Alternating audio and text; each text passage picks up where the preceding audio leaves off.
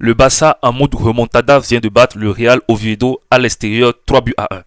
Le Barça était mené 1 but à 0 à la mi-temps, ce qui était déjà incroyable. Au retour des vestiaires, le Barça a forcé, ils ont forcé.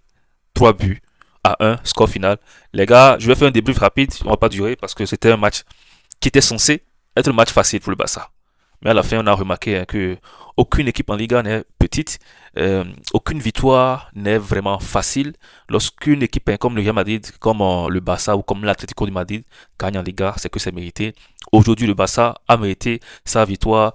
Ils ont vraiment forcé pour pouvoir revenir au score d'abord et aggraver le score. Et puis, j'ai vu un grand Lewandowski de retour parmi les morts. Bon, ça c'est une blague, hein.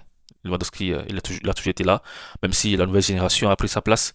Je parle de Rafinha, je parle de Yamal. Voilà, la nouvelle génération joue très bien, donc Lewandowski est souvent mis au banc. Bref, les gars, le Barça voulait perdre encore des points dans cette course-là.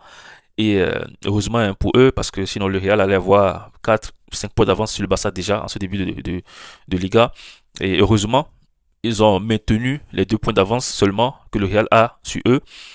Donc voilà, le prochain match du Barça, ce sera fort. Le prochain match du Real, ce sera fort. Je pense, et je suis en train de sentir déjà qu'il y aura des équipes, bon, au moins une équipe qui va laisser des poils, que ce soit le Real Madrid face à l'Atlético de Madrid ou le Barça face à la Real Sociedad.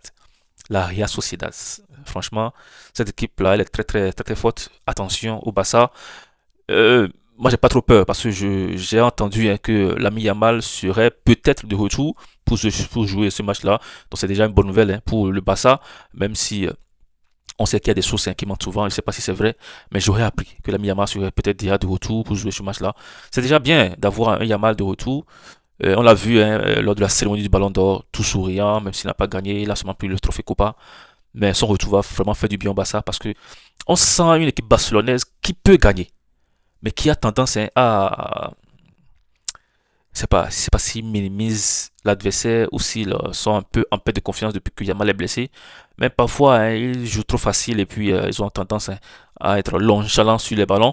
Et c'est lorsqu'ils sentent hein, que l'adversaire peut les battre qu'ils se réveillent un peu. On a vu encore le cas aujourd'hui. Une victoire à l'arraché, franchement, c'était pas donné.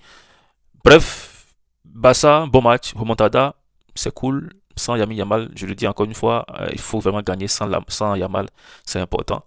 Et voilà, je serai là pour débriefer le match au Barça Real Sociedad parce que je sens qu'il y aura des points lâchés. Nous sommes à la fin de cette vidéo. N'hésitez surtout pas à vous abonner. On se dit à bientôt.